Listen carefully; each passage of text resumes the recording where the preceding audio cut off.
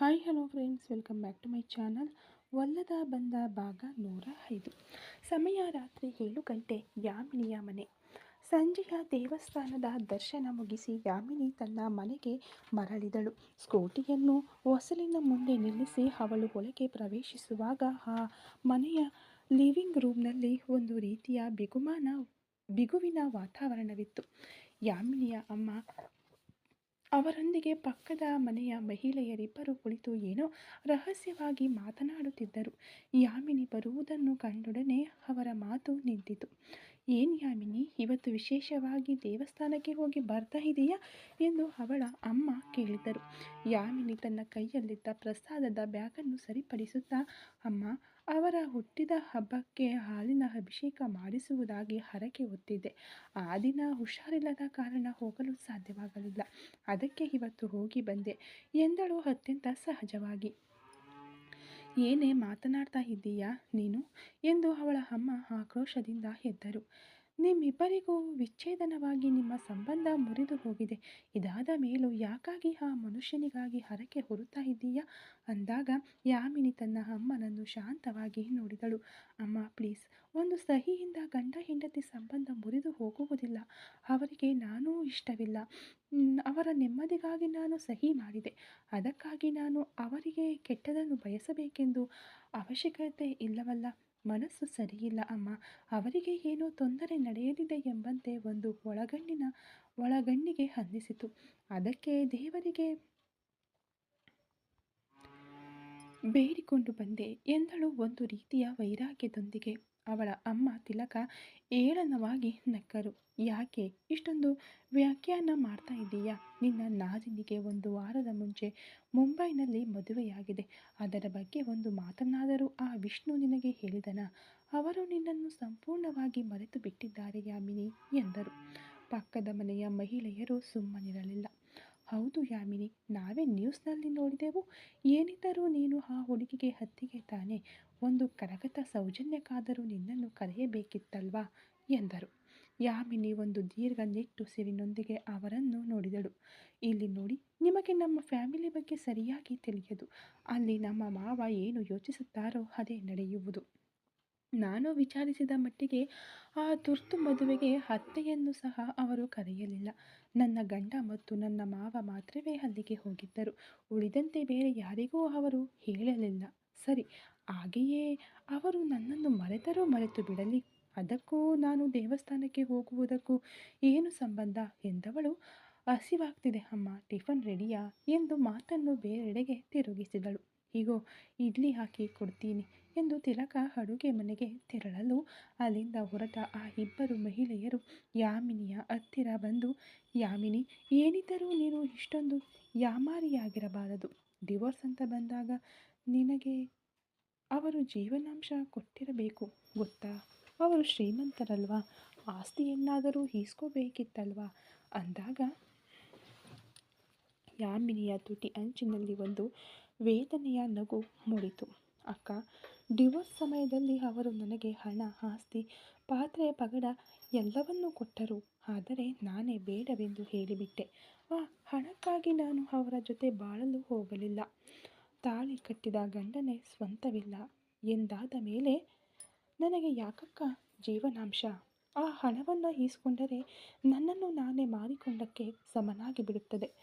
ಅವರ ಆಸ್ತಿ ಸುಖ ಯಾವುದೂ ನನಗೆ ಬೇಡ ಎಂದ ಯಾಮಿನಿಯ ಧ್ವನಿ ಗದ್ಗದಿತವಾಯಿತು. ನನಗೆ ಸ್ವಲ್ಪ ಟಯರ್ಡ್ ಆಗಿದೆ, ನಾನು ಹೋಗಿ ರೆಸ್ಟ್ ತಗೋತೀನಿ ಎಂದು ಹೇಳಿ ಅವಳು ಕೋಣೆಯೊಳಗೆ ಹೋಗಲು ಆ ಇಬ್ಬರು ಮಹಿಳೆಯರ ಮುಖ ಒಂಥರ ಮಾಡಿಕೊಂಡು ಅಲ್ಲಿಂದ ಹೊರಟರು. ಅರ್ಧ ಗಂಟೆಯ ನಂತರ ಊಟ ಮುಗಿಸಿದವಳು ತನ್ನ ಪೋಷಕರೊಂದಿಗೆ ಬೇರೇನೂ ಮಾತನಾಡದೆ ಮೌನವಾಗಿ ತನ್ನ ಕೋಣೆಗೆ ಹೋಗಿ ಮಲಗಿಕೊಂಡಳು. ಯಾಮಿನಿ ವಿಷ್ಣುವನ್ನು ಇನ್ನೂ ತನ್ನ ಗಂಡನೆಂದೇ ಭಾವಿಸುತ್ತಿರಲು ವಿಷ್ಣು ಮಾತ್ರ ನಿದ್ದೆ ಮಾಡುತ್ತಿರುವ ತಂಗಿಯ ಪಕ್ಕದಲ್ಲಿ ಕುಳಿತು ಅವಳ ಕುತ್ತಿಗೆಯಲ್ಲಿದ್ದ ಆ ಹೊಸ ಮಾಂಗಲ್ಯ ಸರವನ್ನು ಮತ್ತು ಅವಳ ದಣಿದ ಮುಖವನ್ನು ದಿಟ್ಟಿಸಿ ನೋಡುತ್ತಿದ್ದನು. ವಿಷ್ಣುವಿನ ಕಣ್ಣುಗಳಲ್ಲಿ ರಕ್ತ ತುಂಬಿ ಬಂದಿತ್ತು. ಮುಂಬೈನಲ್ಲಿ ಮಾಯಾಗೆ ನಡೆದ ಯಾವುದನ್ನು ಇನ್ನೂ ಅವನಿಗೆ ಜೀರ್ಣಿಸಿಕೊಳ್ಳಲು ಸಾಧ್ಯವಾಗುತ್ತಿರಲಿಲ್ಲ. ಸ್ವಲ್ಪ ಸಮಯದ ನಂತರ ಚೆನ್ನೈ ಅಂತಾರಾಷ್ಟ್ರೀಯ ವಿಮಾನ ನಿಲ್ದಾಣ. ರಾತ್ರಿಯ ಸಮಯದ ಚಳಿ ಮತ್ತು ಸಮುದ್ರದ ಗಾಳಿಯ ತೇವವು ಚೆನ್ನೈನ ಸುಗಂಧವನ್ನು ವಿಕ್ರಮ್ಗೆ ಉಣಿಸಿತು.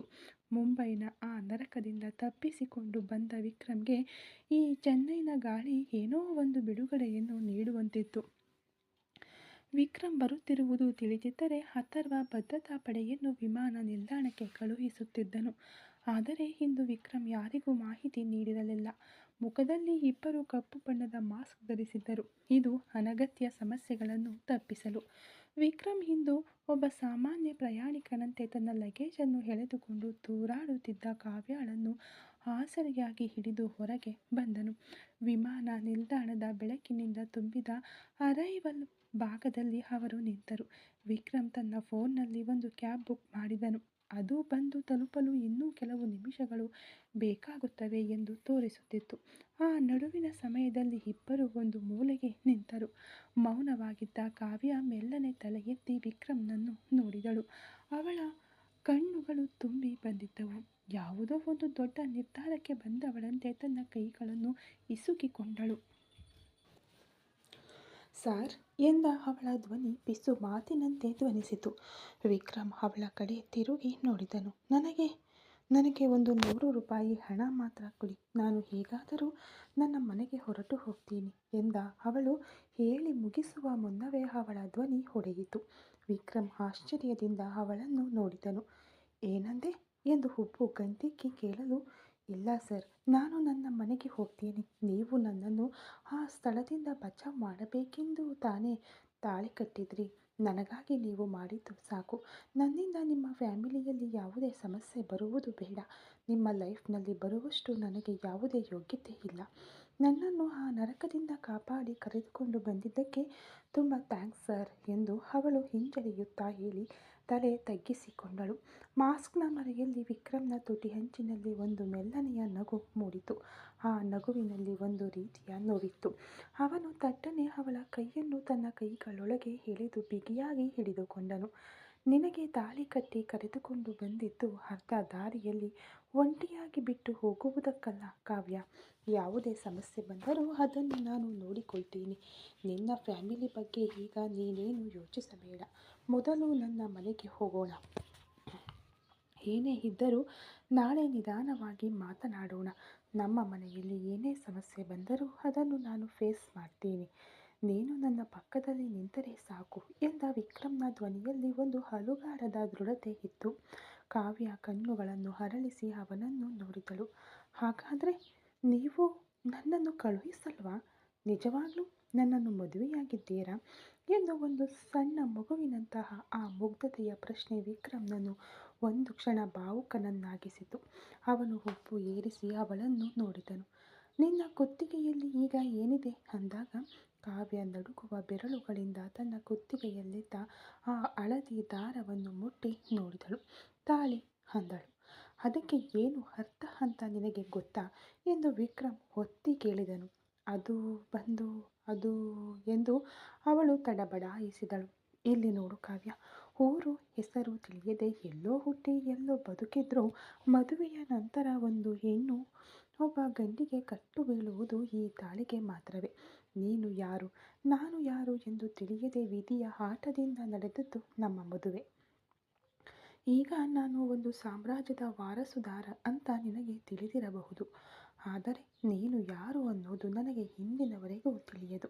ಅದನ್ನು ಈಗ ತಿಳಿದುಕೊಳ್ಳಲು ನಾನು ಬಯಸುವುದಿಲ್ಲ. ಮೊದಲು ನನ್ನ ಮನೆಗೆ ಹೋಗೋಣ. ಅಲ್ಲಿ ಅಣ್ಣ ಅತ್ತಿಗೆ ಹತ್ತಿರ ಮಾತನಾಡಿ ಅದಾದ ನಂತರ ನಿನ್ನ ಬಗ್ಗೆ ತಿಳಿದುಕೊಳ್ತೀನಿ. ಆಮೇಲೆ ನನ್ನ ಫ್ಯಾಮಿಲಿ ಜೊತೆ ನಾವಿಬ್ಬರು ಸೇರಿ ಹೋಗಿ ನಿನ್ನ ಫ್ಯಾಮಿಲಿಯನ್ನು ಮೀಟ್ ಮಾಡೋಣ. ಯಾವುದೇ ತೊಂದರೆ ಬರುವುದಿಲ್ಲ. ನಿನಗೆ ನಾನಿದ್ದೇನೆ ಎಂದು ಹೇಳಿ ಒಂದು ನಿಮಿಷ ಮೌನವಾದನು. ನಂತರ ಕಾವ್ಯಾಳ ಕಣ್ಣುಗಳನ್ನು ನೇರವಾಗಿ ನೋಡಿದನು. ಆದರೆ ಒಂದು ವಿಷಯ, ನನ್ನ ಮನಸ್ಸಿನಲ್ಲಿ ಒಬ್ಬಳಿದ್ದಾಳೆ. ಅವಳನ್ನು ಅಷ್ಟು ಸುಲಭವಾಗಿ ನನಗೆ ಮರೆಯಲು ಸಾಧ್ಯವಿಲ್ಲ. ಆದರೆ ಕಾಲಕ್ರಮೇಣ ನಿನ್ನನ್ನು ಒಪ್ಪಿಕೊಳ್ಳಲು ಪ್ರಯತ್ನಿಸುತ್ತೇನೆ. ಅದಕ್ಕೆ ಮಾತ್ರ ನನಗೆ ಸ್ವಲ್ಪ ಟೈಮ್ ಕೊಡು ಎಂದ ವಿಕ್ರಮ್ ಅತ್ಯಂತ ಯಥಾರ್ಥವಾಗಿ ತನ್ನ ಮನಸ್ಸನ್ನು ಬಿಚ್ಚಿ ಮಾತನಾಡಿದನು. ಕಾವ್ಯಾಳ ಕಣ್ಣುಗಳು ಈಗ ಕೃತಜ್ಞತೆಯಿಂದ ತುಂಬಿ ಬಂದವು. ಹಾಗಾದರೆ ನೀವು ಅಲ್ಲಿಗೆ ಬಂದು ಎಂದು ಅವಳು ಏನೋ ಕೇಳಲು ಬರಲು ವಿಕ್ರಮ್ ಅವಳ ಕೈಗಳನ್ನು ಇನ್ನಷ್ಟು ಬಿಗಿಯಾಗಿ ಹಿಡಿದುಕೊಂಡನು. ಹೌದು, ನನ್ನ ಪ್ರೇಯಸಿ ಒಂದು ದೊಡ್ಡ ಅಪಾಯದಲ್ಲಿದ್ದಾಳೆ ಎಂದು ಅವಳನ್ನು ಕಾಪಾಡುವುದಕ್ಕಾಗಿ ನಾನು ಮುಂಬೈಗೆ ಹೋದೆ. ಅವಳು ಆ ರೆಡ್ ಲೈಟ್ ಏರಿಯಾದಲ್ಲಿ ಇರುವಳಾಗಿ ನನಗೆ ಮಾಹಿತಿ ಬಂದಿತ್ತು. ಅವಳನ್ನು ಹುಡುಕಿಕೊಂಡು ತಾನೇ ನಾನು ಆ ಜಾಗಕ್ಕೆ ಬಂದೆ. ಆದರೆ ವಿಧಿ ಅಲ್ಲಿ ನಿನ್ನನ್ನು ನನ್ನೊಂದಿಗೆ ಸೇರಿಸಿದೆ. ಅವಳು ಈಗ ಸುರಕ್ಷಿತವಾಗಿದ್ದಾಳೆ. ಅದರಿಂದ ತೊಂದರೆ ಏನೂ ಇಲ್ಲ.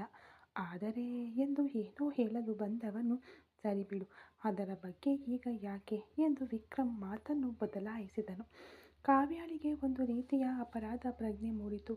ತನ್ನ ಪ್ರೇಯಸಿಗಾಗಿ ಅಷ್ಟು ದೂರ ಹುಡುಕಿಕೊಂಡು ಬಂದಿದ್ದಾರೆ ಅಂದರೆ ಅವರ ಪ್ರೀತಿ ಎಷ್ಟು ಉನ್ನತವಾದದ್ದು. ನಾನೇ ಅವರಿಗೆ ಒಂದು ತಡೆಯಾಗಿ ಬಂದು ಸೇರಿಬಿಟ್ಟೆ ಎಂದು ಒಂದು ಕ್ಷಣ ಅವಳು ವಿಷಾದಿಸಿದಳು. ಅವಳ ಆ ಆಲೋಚನೆಯನ್ನು ಕರಗಿಸುವಂತೆ ಅವರು ಬುಕ್ ಮಾಡಿದ್ದ ಕ್ಯಾಬ್ ಬಂದು ನಿಂತಿತು. ಗಾಡಿ ಬಂತು, ಹತ್ತು ಎಂದನು ವಿಕ್ರಮ್.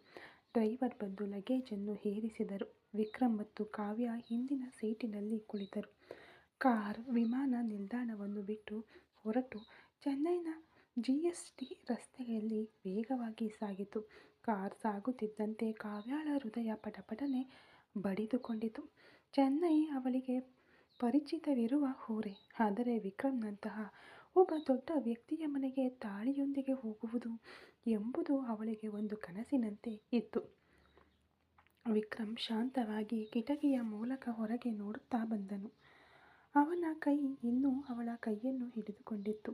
ಆ ಹಿಡಿತದಲ್ಲಿ ಅವಳಿಗೆ ತಿಳಿದಿದ್ದೆಲ್ಲ ಸುರಕ್ಷತೆ ಮಾತ್ರವೇ. ಸುಮಾರು 40 ನಿಮಿಷಗಳ ಪ್ರಯಾಣದ ನಂತರ ಕಾರ್ ವಿಕ್ರಮ್ನ ಮನೆ ಇರುವ ಆ ಐಷಾರಾಮಿ ಪ್ರದೇಶದೊಳಗೆ ಪ್ರವೇಶಿಸಿತು. ಅತ್ಯಂತ ಬೃಹತ್ತಾದ ಕಬ್ಬಿಣದ ಗೇಟ್ಗಳು, ಕಾವಲುಗಾರರು, ಎಲ್ಲೆಡೆ ತುಂಬಿದ್ದ ಕ್ಯಾಮರಾಗಳು. ಕಾವ್ಯ ವಿಸ್ಮಯದಿಂದ ಮೌನವಾದಳು. ಸಮಯ ರಾತ್ರಿ 9 ಗಂಟೆ. ಕಾರ್ ಮೆಲ್ಲನೆ ತಿರುಗಿ ಬಂದು ಐಶ್ವರ್ಯದ ಸಂಪತ್ತಿನಿಂದ ಜಗಮಗಿಸುತ್ತಿದ್ದ ಆ ಬೃಹತ್ ವರ್ಮನ್ ಮಹಲ್ ಮುಂದೆ ಬಂದು ನಿಂತಿತು. ಬೆಳಕಿನಲ್ಲಿ ಹೊಳೆಯುತ್ತಿದ್ದ ಆ ಅರಮನೆಯಂತಹ ಮನೆಯನ್ನು ನೋಡಿದ ತಕ್ಷಣ ಕಾವ್ಯಾಳಿಗೆ ಉಸಿರು ಕಟ್ಟಿದಂತಾಯಿತು. ವಿಕ್ರಮ್ ಕಾರ್ನಿಂದ ಇಳಿದು ಬಾಗಿಲು ತೆರೆದು ಅವಳಿಗೆ ಕೈ ನೀಡಿದನು. ಇಳಿ, ಇದೆ ನನ್ನ ಮನೆ ಎಂದನು ವಿಕ್ರಮ್. ಕಾವ್ಯ ಹಿಂಜರಿಕೆಯಿಂದ ನೆಲದ ಮೇಲೆ ಕಾಲಿಟ್ಟಳು. ವಿಕ್ರಮ್ನ ಕೈ ಅವಳಿಗೆ ಆಸರೆಯಾಯಿತು. ಗೇಟ್ನ ಒಳಗೆ ಬಂದವನು ಲಗೇಜನ್ನು ಸೆಕ್ಯೂರಿಟಿಗೆ ನೀಡಿ ಕಾವ್ಯಾಳೊಂದಿಗೆ ನಡೆದು ಬರುತ್ತಿರಲು ಆಲ್ವಿನ್ ಮತ್ತು ಗುಣಾಲ್ ಭದ್ರತಾ ಪಡೆಯವರು ಅವನನ್ನು ನೋಡಿ ಆಶ್ಚರ್ಯಚಕಿತರಾದರು. ಗುಣಾಲ್ ಭದ್ರತಾ ಪಡೆಯವರು ಇವನ ಕಡೆ ಓಡಿ ಬರಲು ಆಲ್ವಿನ್ ಮನೆ ಒಳಗೆ ಓಡಿದನು. ವಿಕ್ರಮ್ನ ಹೃದಯ ಅತಿ ವೇಗವಾಗಿ ಬಡಿದುಕೊಳ್ಳುತ್ತಿತ್ತು. ಪಕ್ಕದಲ್ಲಿದ್ದ ಕಾವ್ಯಾಳಿಗೂ ಅದಕ್ಕಿಂತ ಮಿಗಿಲಾಗಿ ಆತಂಕವಾಗುತ್ತಿತ್ತು. ಕಾಲನ್ನು ಗಟ್ಟಿಯಾಗಿ ನೆಲದ ಮೇಲೂರಿ ಅವಳಿಗೆ ನಡೆಯಲು ಸಾಧ್ಯವಾಗುತ್ತಿರಲಿಲ್ಲ. ಅವಳ ಸೊಂಟಕ್ಕೆ ಕೈಕೊಟ್ಟು ಅವಳ ಒಂದು ಕೈಯನ್ನು ಹಿಡಿದು ನಡೆಸುತ್ತಾ ವಿಕ್ರಮ್ ಮನೆಯ ಹೊಸಲಿನ ಬಳಿ ಕರೆದುಕೊಂಡು ಬಂದನು. ಚಿಕ್ಕ ಬಾಸ್, ಏನಿದು? ದೊಡ್ಡ ಬಾಸ್ಗೆ ತಿಳಿದರೆ ಸಮಸ್ಯೆಯಾಗಿ ಬಿಡುತ್ತದೆ. ನಿಮಗೆ ಯಾವಾಗ ಮದುವೆಯಾಯಿತು ಎಂದು ಗುಣಾಲ್ ಅವನನ್ನು ಕೇಳುತ್ತಾ ಬರಲು, ದಿಢೀರಂತ ಮದುವೆಯಾಗಿಬಿಟ್ಟಿತು ಗುಣಾಲ್. ಅಣ್ಣ ಕೋಪಿಸಿಕೊಳ್ಳುವುದು ಸಹಜವೇ. ಮನೆಯಲ್ಲಿ ಸಮಸ್ಯೆಯಾಗುತ್ತದೆ. ಆದರೂ ಎಲ್ಲವನ್ನೂ ನಿಭಾಯಿಸಲೇಬೇಕು. ತಾಳಿ ಕಟ್ಟಿದ ಹುಡುಗಿಯನ್ನು ಹೇಗೆ ತವಕಿಸಲು ಬಿಟ್ಟು ಬರಲು ಸಾಧ್ಯ? ಇವತ್ತು ಒಂದು ದಿನ ಮ್ಯಾನೇಜ್ ಮಾಡಿಬಿಟ್ಟರೆ ಸಾಕು, ಎಲ್ಲವೂ ಸರಿಯಾಗುತ್ತದೆ ಎಂದನು ವಿಕ್ರಮ್. ಚಿಕ್ಕ ಬಾಸ್, ರಾತ್ರಿ ಇಡೀ ಬಾಸ್ ನಿದ್ದೆಯೇ ಮಾಡಿಲ್ಲ. ಇವತ್ತು ಆಫೀಸ್ಗೆ ಕೂಡ ಬರಲಿಲ್ಲ ಗೊತ್ತಾ? ಇಂದಿನವರೆಗೂ ಅವರು ಹಾಲ್ನಲ್ಲಿ ಕುಳಿತು ನಿಮಗಾಗಿ ವೇಟ್ ಮಾಡ್ತಾ ಇದ್ದಾರೆ. ಆದರೆ ನೀವು ಎಂದು ಗುಣಾಲ್ ಎಳೆಯಲು, ನಾನು ನೋಡಿಕೊಳ್ತೀನಿ ಎಂದು ವಿಕ್ರಮ್ ಹೇಳಿ ಕಾವ್ಯಾಳೊಂದಿಗೆ ಬಾಗಿಲ ಬಳಿ ಹೋದನು. ಸರ್, ನನಗೆ ತುಂಬ ಭಯವಾಗುತ್ತಿದೆ. ನಿಮ್ಮ ಮನೆ ನೋಡಲು ಅರಮನೆಯಂತಿದೆ. ಒಳಗಡೆ ಇರುವವರೆಲ್ಲ ಹೇಗಿರುತ್ತಾರೋ ತಿಳಿಯದು. ಪ್ಲೀಸ್ ನನಗೆ ಇವಾಗಲೇ ಒಂದು ಕ್ಯಾಬ್ ಬುಕ್ ಮಾಡಿ ನಮ್ಮ ಮನೆಗೆ ಕಳುಹಿಸಿಬಿಡಿ. ನಿಧಾನವಾಗಿ ಈ ಸಮಸ್ಯೆಯನ್ನೆಲ್ಲ ಸಾಲ್ವ್ ಮಾಡಿಕೊಳ್ಳೋಣ ಎಂದು ಕಾವ್ಯ ಸಣ್ಣ ಮಗುವಿನಂತೆ ಹೇಳಲು ತಟ್ಟನೆ ನಿಂತು ಅವಳನ್ನು ನೋಡಿದನು ವಿಕ್ರಮ್. ಯಾವಾಗಲಾದರೂ ಸಮಸ್ಯೆಯನ್ನು ಫೇಸ್ ಮಾಡಿಯೇ ತೀರಬೇಕು ಕಾವ್ಯ. ಭಯಪಟ್ಕೊಂಡು ಮುಂದೂಡುವುದಕ್ಕಿಂತ ಅಂದಿನ ಸಮಸ್ಯೆಯನ್ನು ಅಂದೇ ಮುಗಿಸಿಬಿಟ್ಟರೆ ಉಳಿದ ದಿನ ನೆಮ್ಮದಿಯಾಗಿರಬಹುದು ಬಾ ಎಂದು ಹೇಳಿ ಅವನು ನಡೆದು ಹೋದನು. ಒಳಗೆ ಹೋದ ಆಲ್ವಿನ್, ಬಾಸ್, ಚಿಕ್ಕ ಬಾಸ್ ಬಂದು ಬಿಟ್ಟರು. ಆದರೆ ಅವರ ಜೊತೆ ಒಬ್ಬಳು ಹುಡುಗಿ ಇದ್ದಾಳೆ. ನೋಡಿದರೆ ಇಬ್ಬರಿಗೂ ಮ್ಯಾರೇಜ್ ಆಗಿರುವಂತೆ ಕಾಣುತ್ತಿದೆ ಎಂದು ಪಟಪಟನೆ ಹೇಳಿ ಮುಗಿಸಲು ಹಾಲಿನಲ್ಲಿ ಲ್ಯಾಪ್ಟಾಪ್ನೊಂದಿಗೆ ಕುಳಿತಿದ್ದ ಅಥರ್ವ ತಟ್ಟನೆ ಲ್ಯಾಪ್ಟಾಪನ್ನು ಸೋಫಾದ ಮೇಲೆ ಬಿಸಾಡಿ ಎದ್ದು ನಿಂತನು. ಏನು ಹೇಳಿದೆ? ಮದುವೆಯೇ ಎಂದು ಆಲ್ವಿನ್ ಶರ್ಟ್ ಹಿಡಿಯಲು, ಬಾಸ್ ಪ್ಲೀಸ್, ನಾನು ನೋಡಿದ್ದನ್ನೇ ಹೇಳ್ತಾ ಇದ್ದೀನಿ ಎಂದನು ಆಲ್ವಿನ್. ಆ ಮಾಯಾನ ಎಂದು ಆಘಾತದಲ್ಲಿ ಹೆಪ್ಪುಗಟ್ಟಿ ಹೋದನು ಅಥರ್ವ. ಇಲ್ಲ ಬಾಸ್, ಇವರು ಬೇರೆ ಹುಡುಗಿ ಎಂದೊಡನೆ. ಏನ್ರಿ ಆಲ್ವಿನ್ ಅಣ್ಣ ಏನು ಹೇಳ್ತಾ ಇದ್ದಾರೆ? ನನಗೆ ಒಂದೂ ಅರ್ಥವಾಗುತ್ತಿಲ್ಲ ಎಂದು ನಕ್ಷತ್ರ ಗಾಬರಿಯಾಗಲು ಅಷ್ಟರಲ್ಲಿ ಕುಟುಂಬದವರೆಲ್ಲ ಒಂದೆಡೆ ಸೇರಿಬಿಟ್ಟರು. ಸರಿಯಾಗಿ ವಿಕ್ರಮ್ ಸಹ ಕಾವ್ಯಾಳೊಂದಿಗೆ ಬಾಗಿಲ ಬಳಿ ಬರಲು, ನಿಲ್ಲು ವಿಕ್ರಮ್ ಎಂದು ಅವರನ್ನು ತಡೆದು ನಿಲ್ಲಿಸಿದನು ಅಥರ್ವ. ಅಥರ್ವನ ಆ ಗರ್ಜನೆಗೆ ಕಾವ್ಯಾಳ ದೇಹ ನಡುಗಿತು. ಮೆಲ್ಲನೆ ವಿಕ್ರಮ್ನ ಹಿಂದೆ ಅಡಗಿಕೊಳ್ಳಲು ಯತ್ನಿಸಿದವಳನ್ನು ಅರ್ಥ ಮಾಡಿಕೊಂಡ ವಿಕ್ರಮ್, ಕಾವ್ಯ ಭಯಪಡದೆ ಶಾಂತವಾಗಿ ನಿಲ್ಲು ಎಂದು ಮತ್ತೆ ತನ್ನ ಪಕ್ಕದಲ್ಲಿ ನಿಲ್ಲಿಸಿಕೊಂಡನು. ಅಣ್ಣ, ನಿಮ್ಮ ಹತ್ತಿರ ಹೇಳದೆ ಮದುವೆ ಮಾಡಿಕೊಂಡಿದ್ದು ತಪ್ಪೆ. ಆದರೆ ಸಂದರ್ಭ ಸನ್ನಿವೇಶ ಬೇರೆ ದಾರಿ ಇಲ್ಲದೆ ಮದುವೆ ಮಾಡಿಕೊಳ್ಳಬೇಕಾಯಿತು. ಇವಳು ಕಾವ್ಯ ನನ್ನ ವೈಫ್ ಎಂದು ವಿಕ್ರಮ್ ಹೇಳಿ ಮುಗಿಸಲು, ಸೂಪರ್, ತುಂಬ ಚೆನ್ನಾಗಿದೆ ವಿಕ್ರಮ್ ಎಂದು ಚಪ್ಪಾಳೆ ತಟ್ಟಿದವನು ತಟ್ಟನೆ ಮುಖವನ್ನು ಗಂಭೀರವಾಗಿ ಬದಲಾಯಿಸಿದನು. ಮೊದಲು ಮಧುಮಿತಾಳನ್ನು ಹುಡುಕಿದೆ, ಅದಾದ ಮೇಲೆ ಮಾಯಾ ಎಂದು ಕಂಡುಹಿಡಿದು ಈಗ ಅವಳನ್ನು ನೋಡಲು ಹೋಗುತ್ತಿದ್ದೇನೆ ಎಂದು ಹೇಳಿ ಮುಂಬೈಗೆ ಹೋಗಿ ಯಾವುದೋ ಒಂದು ಹುಡುಗಿಯ ಕುತ್ತಿಗೆಗೆ ತಾಳಿ ಕಟ್ಟಿಕೊಂಡು ಬರ್ತಾ ಇದ್ದೀಯಾ? ಏನು ನಡೆಸ್ತಾ ಇದ್ದೀಯಾ ಮನಸ್ಸಿನಲ್ಲಿ?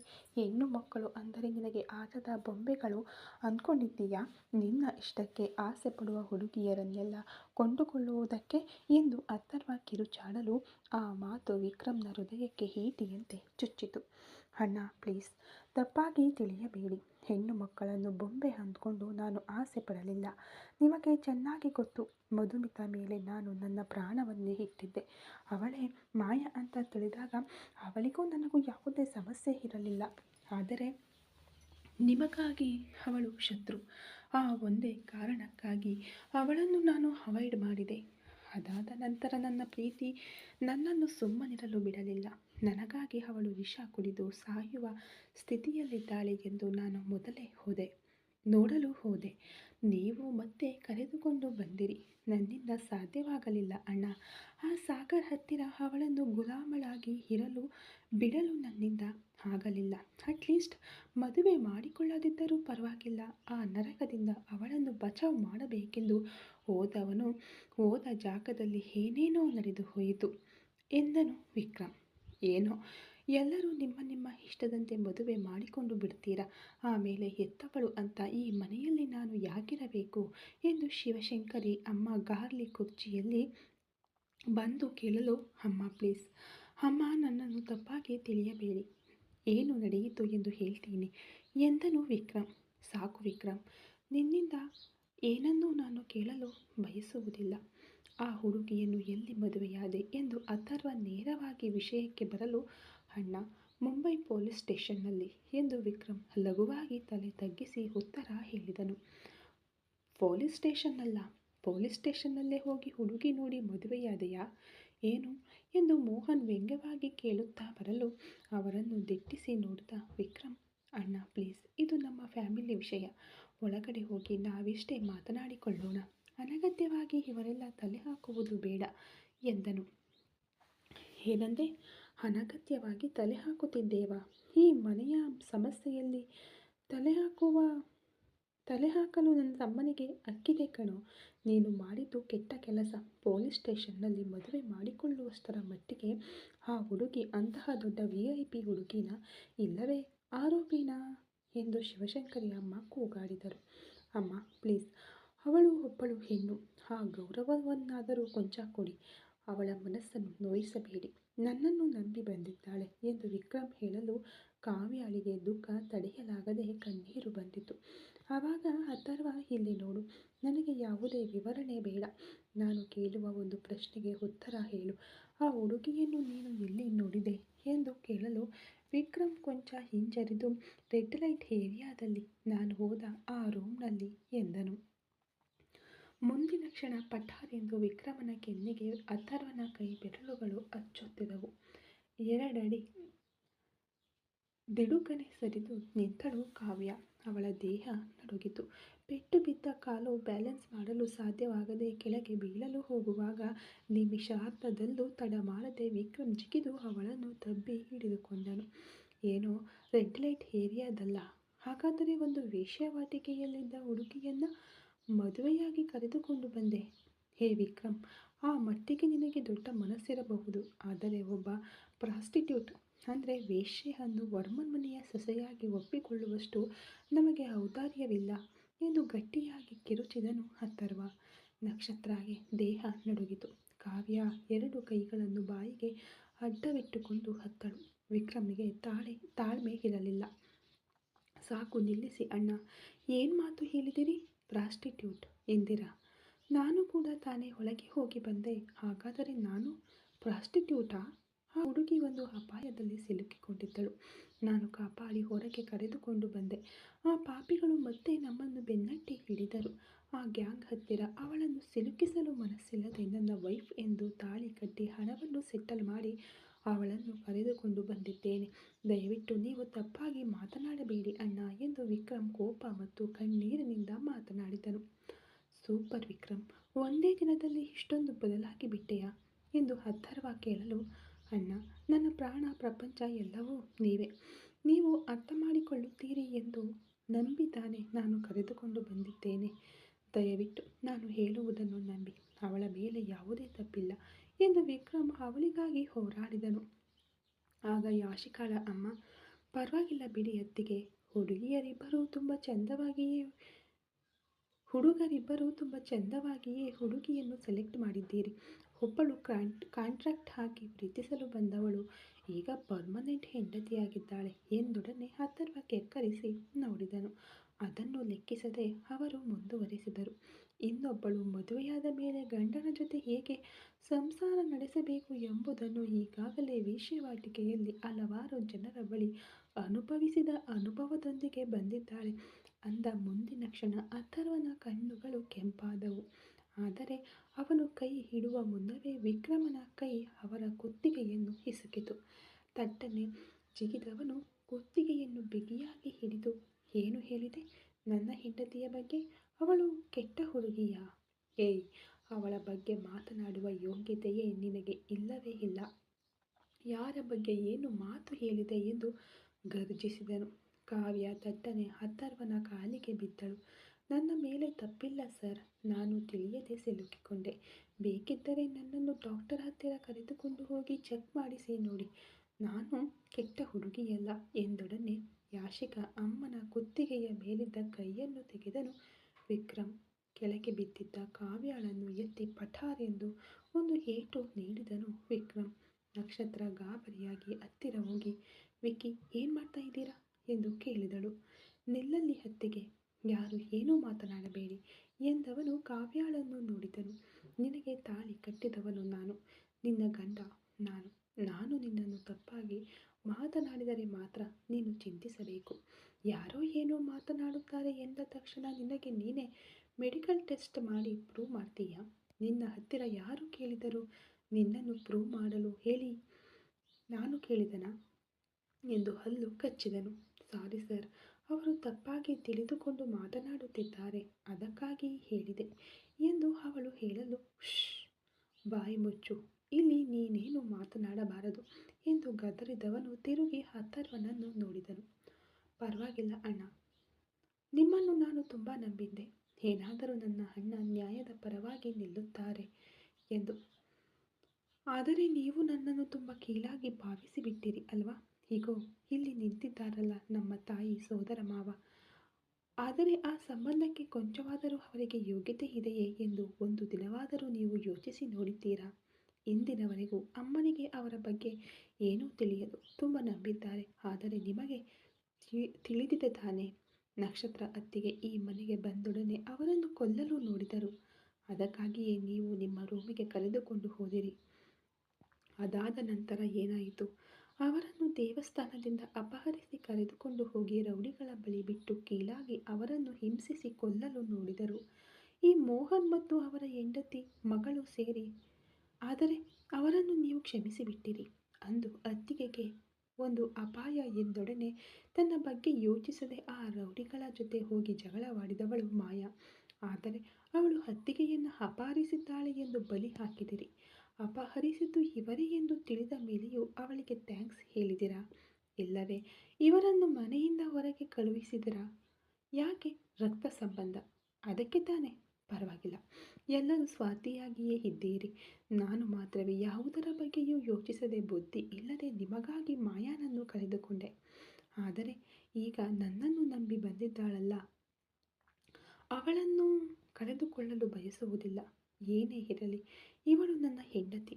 ಇವಳನ್ನು ನೀವು ಸಂದೇಹಿಸಿದರೂ ನಾನು ಕೈಬಿಡಲು ಸಾಧ್ಯವಿಲ್ಲ. ಅವಳ ಜೊತೆ ಮನೆಯೊಳಗೆ ಬರುವುದಾದರೆ ನಾನು ಬರ್ತೀನಿ. ಇಲ್ಲ, ಅವಳು ಬರಬಾರದು ಎಂದರೆ ಇನ್ಮೇಲೆ ಅವಳನ್ನು ಕರೆದುಕೊಂಡು ನಾನು ಹೊರಗೆ ಹೊರಟು ಹೋಗ್ತೇನೆ. ಅಥರ್ವ ವರ್ಮನ್ ತಮ್ಮ ಎಂದು ಎಲ್ಲೂ ನಾನು ಹೇಳಿಕೊಳ್ಳುವುದಿಲ್ಲ. ನನ್ನಿಂದ ಕೆಲಸ ಮಾಡಿ ನನ್ನ ಹೆಂಡತಿಯನ್ನು ನೋಡಿಕೊಳ್ಳಲು ಸಾಧ್ಯವಿದೆ. ನಿಮ್ಮ ಆಸ್ತಿ ಸುಖ ಯಾವುದು ನನಗೆ ಬೇಡ ಎಂದ ವಿಕ್ರಮ್ ಮನಸ್ಸು ಬೇಸತ್ತು ಮಾತನಾಡಿ ಮುಗಿಸಲು ಅಥರ್ವ ದಿಕ್ಕೆಟ್ಟು ಹೋದನು. ನಕ್ಷತ್ರಾಳನ್ನು ಅಪಹರಿಸಿದ ವಿಷಯದಲ್ಲಿ ಅವನು ಕೇಳಿದ ಪ್ರಶ್ನೆ ತಪ್ಪಲ್ಲ ಎಂಬುದು ಅವನಿಗೂ ಅರ್ಥವಾಯಿತು. ನಕ್ಷತ್ರ, ಅವನನ್ನು ಅವನ ಹೆಂಡತಿಯನ್ನು ಕರೆದುಕೊಂಡು ರೂಮಿಗೆ ಹೋಗಲು ಹೇಳು. ಏನೇ ಇದ್ದರೂ ನಾಳೆ ಬೆಳಿಗ್ಗೆ ಮಾತನಾಡಿಕೊಳ್ಳೋಣ ಎಂದು ಹೇಳಿದ ಅಥರ್ವ ಬಿರಬಿರನೆ ಮೆಟ್ಟಿಲು ಹತ್ತಿ ತನ್ನ ಕೋಣೆಗೆ ತೆರಳಿದನು. ನಕ್ಷತ್ರ ಅವರನ್ನು ನೋಡಿ, ವಿಕ್ಕಿ, ನಿಮ್ಮ ಅಣ್ಣ ಏನೋ ಕೋಪದಲ್ಲಿ ಮಾತನಾಡಿಬಿಟ್ಟರು. ಅದಕ್ಕಾಗಿ ನೀವು ಕೋಪಗೊಳ್ಳಬೇಡಿ. ನಿಮ್ಮಿಬ್ಬರನ್ನು ಬೇರ್ಪಡಿಸಬೇಕೆಂದು ಎಷ್ಟೋ ಸಂಚುಗಳು ನಡೆಯುತ್ತಿವೆ. ಎಲ್ಲವನ್ನೂ ಮೀರಿ ಇಂದಿನವರೆಗೂ ನೀವು ಒಗ್ಗಟ್ಟಾಗಿದ್ದೀರಿ. ಅಂದು ಮಾಯಾ ವಿಷಯದಲ್ಲಿ ನಿಮ್ಮ ಅಣ್ಣ ಮಾಡಿದ್ದು ತಪ್ಪೆ, ಆದರೆ ನೀವು ಮಾಡಿದ್ದು ತಪ್ಪೆ. ಸರಿ, ಪರವಾಗಿಲ್ಲ. ವಿಧಿ ಆಟ ಯಾವುದೋ ಅದೇ ನಡೆಯುವುದು. ನೀವು ಕಾವ್ಯಾಳನ್ನು ಕರೆದುಕೊಂಡು ರೂಮಿಗೆ ಹೋಗಿ. ನಿಮಗೆ ತಿನ್ನಲು ಏನಾದರೂ ನಾನು ತರ್ತೀನಿ ಎಂದವಳು ಅಡುಗೆ ಮನೆಗೆ ತೆರಳಿದಳು. ನೀನು ಬಾ ಕಾವ್ಯ ಎಂದು ಅವಳನ್ನು ಕರೆದುಕೊಂಡು ವಿಕ್ರಮ್ ತನ್ನ ಕೋಣೆಗೆ ಹೋದನು. ಈ ಕತೆ ಇನ್ನು ಮುಂದುವರಿಯುವುದು. Thank you so much.